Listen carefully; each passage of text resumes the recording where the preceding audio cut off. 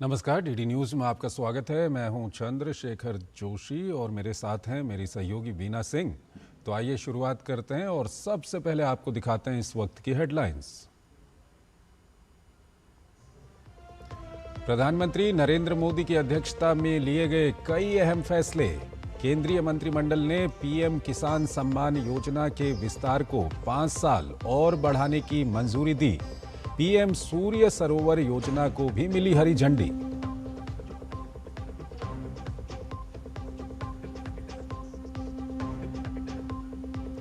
हंगामे के बीच दोनों सदनों की कार्यवाही सोमवार तक के लिए स्थगित। शोर शराबे के बीच लोकसभा में पारित हुआ जन्म और मृत्यु पंजीकरण संशोधन विधेयक 2026।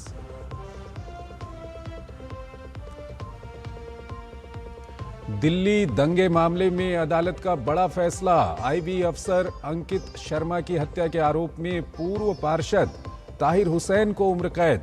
अदालत ने 11 आरोपियों में से 5 को माना था हत्या का दोषी।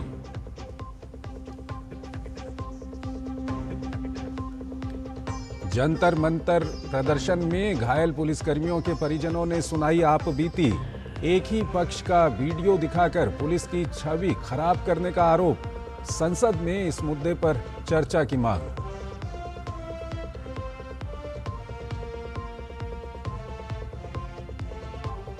और ठाणे के भिवंडी में जर्जर इमारत ढहने से बड़ा हादसा। मलबे में दबने से अब तक 9 लोगों की मौत। राष्ट्रपति और प्रधानमंत्री ने जताया शोक। पीएम राष्ट्रीय राहत कोष से मृतकों के परिजनों को 2-2 लाख रुपए, घायलों को 50,000 रुपए की अनुग्रह राशि।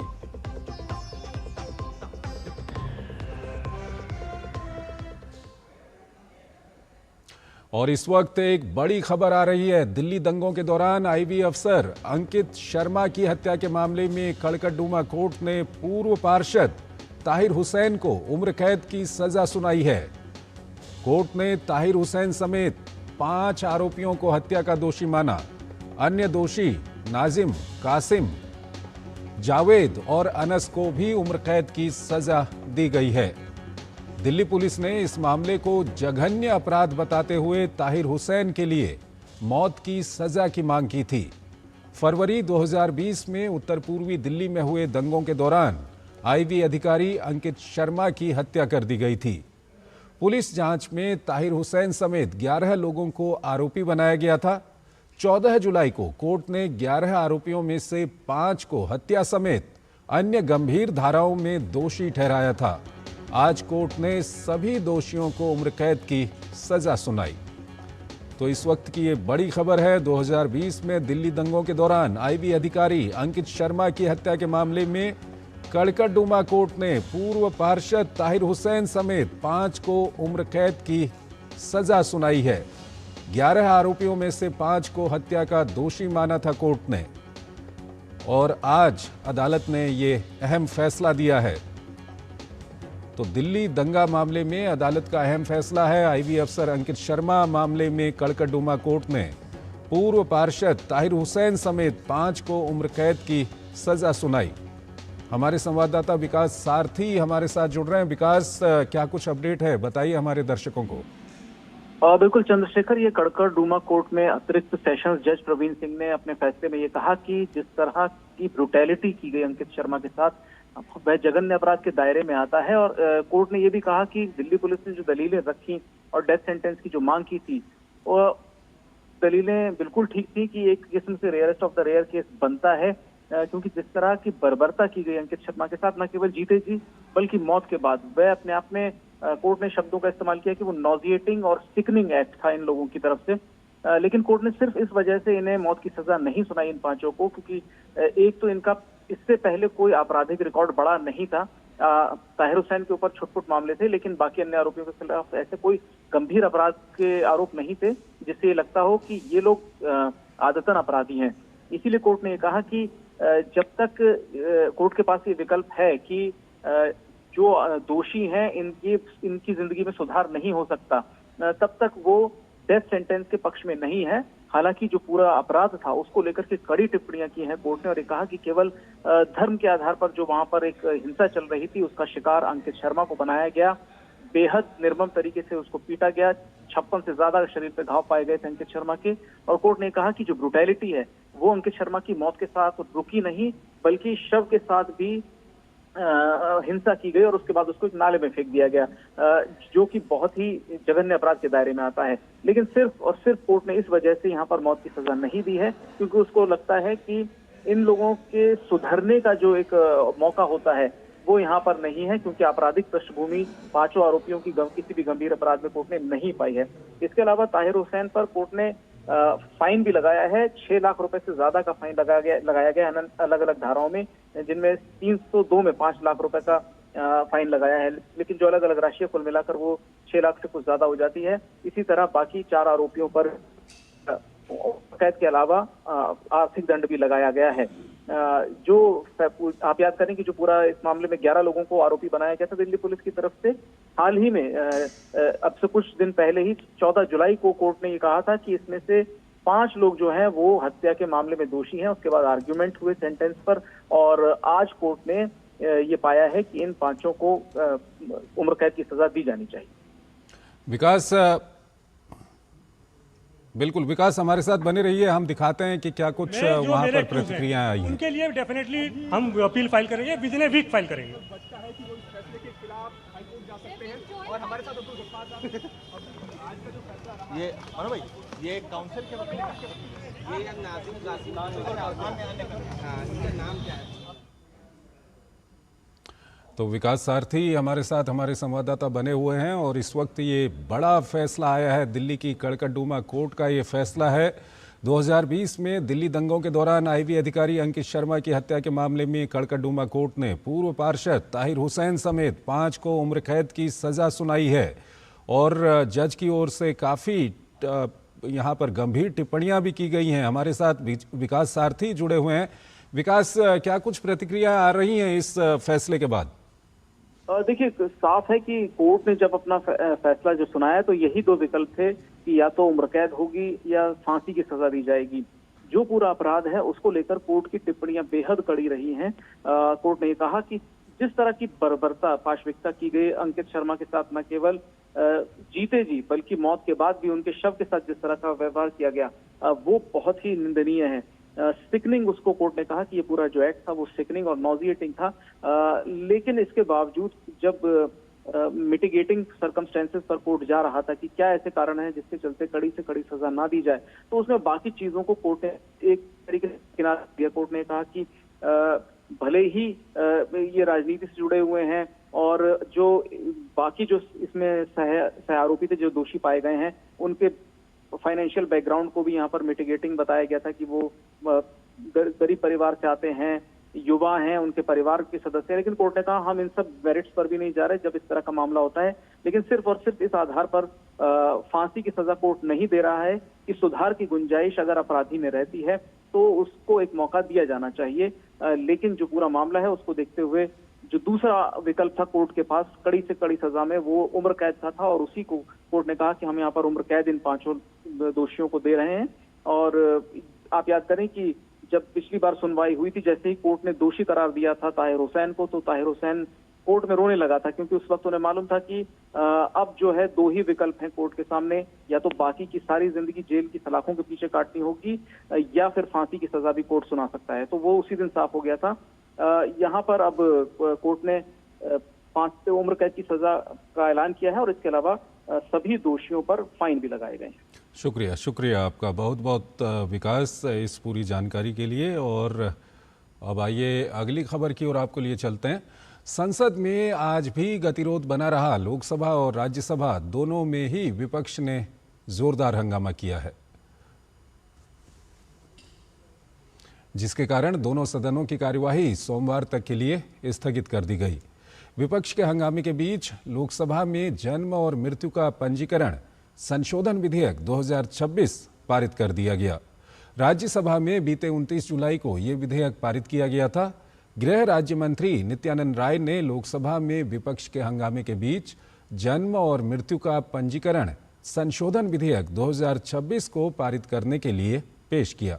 इस दौरान विपक्षी दलों के सदस्य दिल्ली में प्रदर्शनकारी छात्रों पर पुलिस की कार्रवाई और राम मंदिर के चढ़ावे की कथित चोरी के मामले को लेकर नारेबाजी कर रहे थे।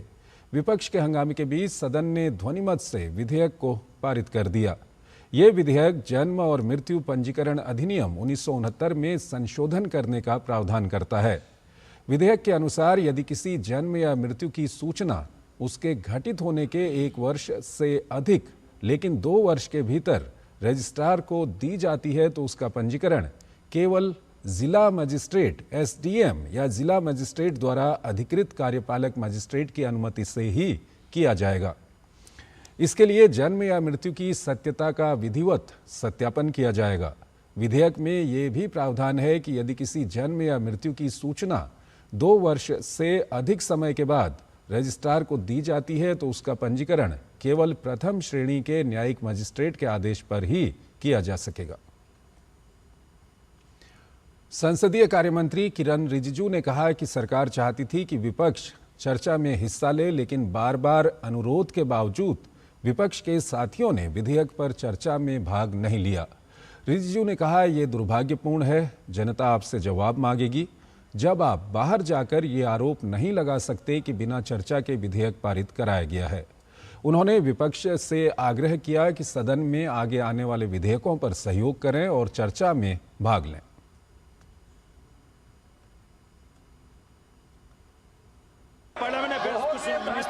बिल आज पारित किया और हम तो चाहते थे कि सब इसमें भाग लें। बिजनेस एडवाइजरी कमेटी में भी इसका टाइम तय किया गया था। बाद में बाहर में जाकर के हम लोग ये नहीं कहना चाहिए ये बिना चर्चा के बिल पारित क्यों किया, ये नहीं कहना चाहिए। मैं कांग्रेस के सारा साथियों से भी बार बार गुहार लगाया कि महत्वपूर्ण बिल पे चर्चा होना चाहिए, लेकिन अफसोस की बात है कि इतना महत्वपूर्ण registration of birth and death amendment bill pay आज यहाँ पारित किया गया है लोकसभा के सदन में, लेकिन विपक्ष के साथियों ने किसी ने भी इस बिल के चर्चा में भाग नहीं लिया। ये दुर्भाग्यपूर्ण है। लोकसभा अध्यक्ष ओम बिरला ने शुक्रवार को वेश बदलकर संसद में आने वाले कुछ सांसदों को चेतावनी दी और कहा कि वो संसद की पवित्रता और मर्यादा को खत्म कर रहे हैं।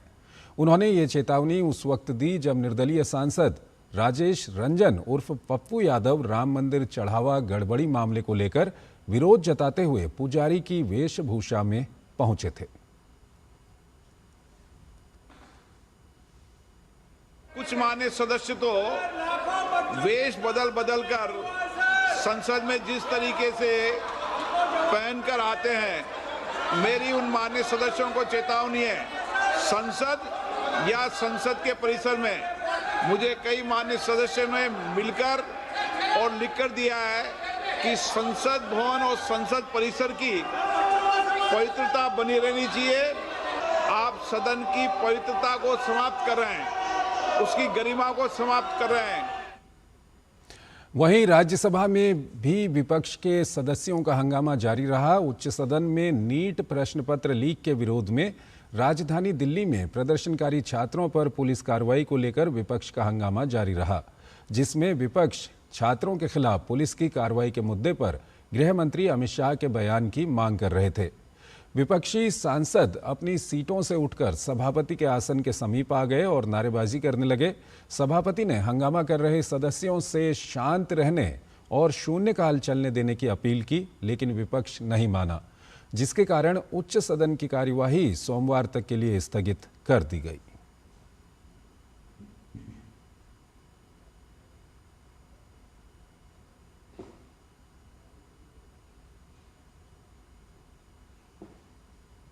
राज्यसभा में विपक्ष के हंगामे के बीच कुछ सांसदों ने शून्यकाल के दौरान लोकहित से जुड़े मुद्दे उठाए।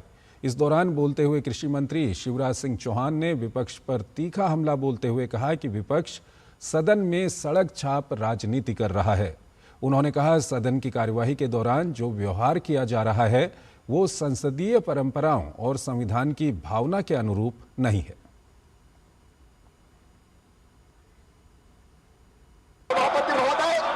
ये प्रतिपक्ष केवल अराजकता फैलाना चाहता है, हंगामा खड़ा करना चाहता है। चर्चा से इनको कोई लेना देना नहीं है। हम इनकी घोर निंदा करते हैं माननीय सभापति महोदय। हर बात में हंगामा करना, हुल्लड़ फैलाना, सड़क छाप राजनीति करना और सदन की गरिमा को तार तार करना, ये इनका स्वभाव हो गया है। देश इनको देख रहा है और देश की जनता इनको कभी माफ नहीं करेगी माननीय सभापति महोदय। खबरें अभी और भी हैं, लेकिन पहले एक छोटा सा ब्रेक।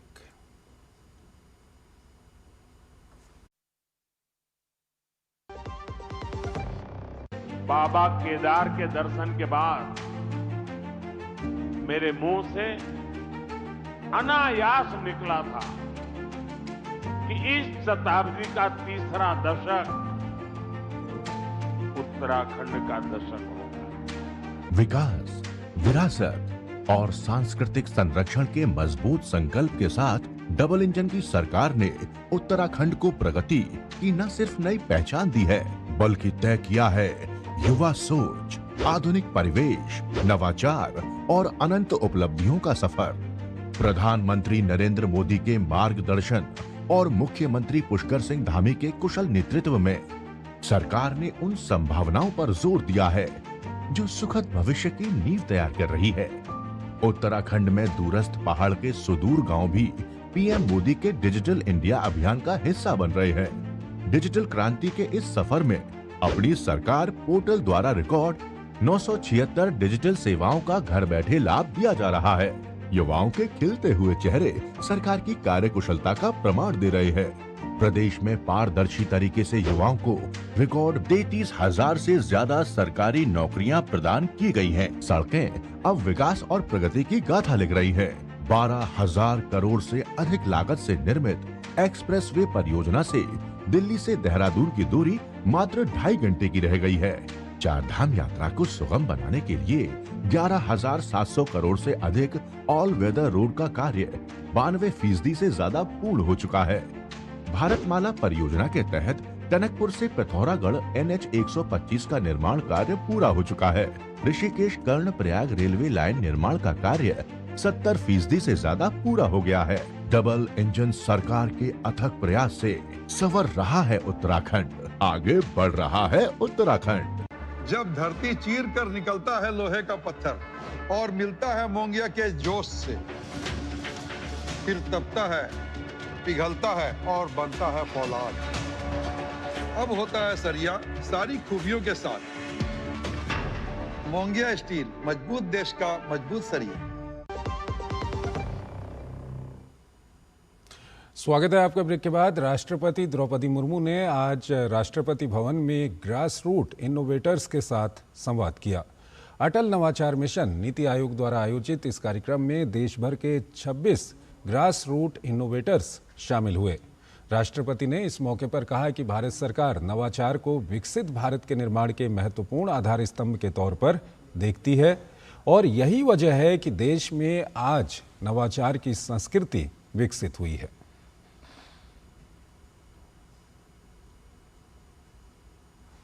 भारत देश गांव का देश है। ये जो इनोवेटर्स यूथ गांव में लोग किस तरह से जीते हैं, आजीविका क्या है और उससे क्या क्या प्रॉब्लम और सामना करते हैं और उसको कैसे बेहतर बनाया जाए, इसी दिशा में उन्होंने सोचे। ये बारीकी से लोगों का प्रॉब्लम को समझा और उसको दूर करने के लिए प्रयास किए। मुझे ये देखकर बहुत प्रसन्नता हुई कि ग्रास रूट इनोवेटर्स अपने आसपास के मौजूद चीजों से ही उसको बेहतर बनाया जाए और प्रॉब्लम को सॉल्व किया जाए। राष्ट्रपति ने कहा कि देश के ग्रास रूट इनोवेटर्स को राष्ट्रीय मंच प्रदान किया जा रहा है। उन्होंने कहा कि ये इनोवेटर्स स्थानीय समस्याओं का समाधान विकसित कर रहे हैं जिनका राष्ट्रीय महत्व है। पश्चिम बंगाल के पूर्व बर्धमान जिले में स्पेशल टास्क फोर्स और जिला पुलिस की संयुक्त कार्रवाई में जैश ए मोहम्मद से कथित रूप से जुड़े एक संदिग्ध आतंकी मोहम्मद हामिद को गिरफ्तार किया गया है। सूत्रों के अनुसार आरोपी के पास से मुख्यमंत्री शुभेंदु अधिकारी की गतिविधियों, वीआईपी मूवमेंट और सुरक्षा व्यवस्था से जुड़े दस्तावेज बरामद हुए हैं। इन्हीं दस्तावेजों के आधार पर मुख्यमंत्री पर संभावित हमले की साजिश की आशंका जताई जा रही है। बर्धमान के रेनेसो हाउसिंग परिसर में शुक्रवार सुबह छापेमारी कर आरोपी को पकड़ा गया। उसे अदालत में पेश कर पुलिस रिमांड की मांग की गई है। जांच एजेंसियां ये पता लगाने में जुटी हैं कि उसके संपर्क में और कौन लोग थे और क्या उसका संबंध किसी बड़े आतंकी नेटवर्क या मॉड्यूल से है। छत्तीसगढ़ के मुख्यमंत्री विष्णुदेव साय ने आज नई दिल्ली स्थित संचार भवन में केंद्रीय संचार मंत्री ज्योतिरादित्य सिंधिया से मुलाकात की। इस दौरान राज्य में डिजिटल कनेक्टिविटी के विस्तार से जुड़े महत्वपूर्ण विषयों पर चर्चा की गई। मुख्यमंत्री ने डिजिटल भारत निधि योजना के तहत छत्तीसगढ़ में 2305 नए मोबाइल टावरों को स्वीकृति देने का आग्रह किया। मुख्यमंत्री विष्णुदेव साय के मुताबिक इन टावरों के स्थापित होने से दूरस्थ, आदिवासी और सीमावर्ती क्षेत्रों में मोबाइल नेटवर्क और इंटरनेट सेवाएं मजबूत होंगी। इससे शिक्षा, स्वास्थ्य, बैंकिंग, डिजिटल भुगतान और ई गवर्नेंस जैसी सुविधाओं का लाभ लोगों तक पहुंचेगा। मुख्यमंत्री ने नक्सल प्रभावित रहे एवं दुर्गम क्षेत्रों के लिए 577 अतिरिक्त मोबाइल टावरों की स्वीकृति प्रदान करने पर केंद्र सरकार और केंद्रीय मंत्री सिंधिया का आभार जताया। उन्होंने कहा कि ये निर्णय सालों से संचार सुविधाओं से वंचित क्षेत्रों को डिजिटल मुख्यधारा से जोड़ने की दिशा में एक महत्वपूर्ण कदम है। मुख्यमंत्री ने बताया कि राज्य सरकार मोबाइल टावरों की स्थापना से जुड़ी सभी जरूरी प्रक्रियाओं को प्राथमिकता के साथ पूरा कर रही है। ओडिशा में भारी बारिश और बाढ़ की स्थिति पर राज्य सरकार लगातार नजर बनाए हुए है। विशेष राहत आयुक्त की ताजा रिपोर्ट के अनुसार छत्तीसगढ़ के ऊपर बना गहरा दबाव कमजोर पड़ रहा है, लेकिन इसके प्रभाव से ओडिशा के कई जिलों में हल्की से मध्यम बारिश और गरज चमक के साथ तेज हवाओं का दौर जारी रह सकता है। राज्य में पिछले 24 घंटों के दौरान औसतन 3.3 मिलीमीटर वर्षा दर्ज की गई है, जबकि मयूरभंज जिले में सबसे अधिक 58 मिलीमीटर बारिश हुई। जुलाई में अब तक सामान्य से 91% से अधिक बारिश रिकॉर्ड की गई है। बालासोर, जाजपुर, मयूरभंज और अन्य प्रभावित जिलों में राहत और बचाव अभियान जारी हैं। एनडीआरएफ और अग्निशमन सेवा की 136 टीमें तैनात हैं। राज्य सरकार ने लोगों से मौसम संबंधी चेतावनियों का पालन करने और सुरक्षित स्थानों पर रहने की अपील की है। तमिलनाडु को कावेरी नदी का पानी छोड़े जाने के फैसले के खिलाफ कर्नाटक में विरोध तेज हो गया है। मांड्या स्थित केआरएस डैम के पास भाजपा नेताओं और कार्यकर्ताओं ने कर्नाटक सरकार के खिलाफ प्रदर्शन किया। पूर्व मुख्यमंत्री बीएस येदियुरप्पा के नेतृत्व में भाजपा विधायकों ने राज्य सरकार के फैसले की आलोचना की और पानी छोड़े जाने का विरोध जताया। वहीं कावेरी जल प्रबंधन प्राधिकरण के तमिलनाडु को पानी जारी रखने के आदेश के खिलाफ कन्नड़ समर्थक संगठनों ने 13 अगस्त को कर्नाटक बंद का आह्वान किया है। संगठनों की ओर से जल्द ही बंद की आधिकारिक घोषणा की जाएगी। प्रदर्शनकारियों का कहना है कि राज्य के किसानों के हितों की अनदेखी कर पानी छोड़ा जा रहा है। तो इस बुलेटिन में फिलहाल इतना ही। आप बने रहिए डीडी न्यूज के साथ। नमस्कार।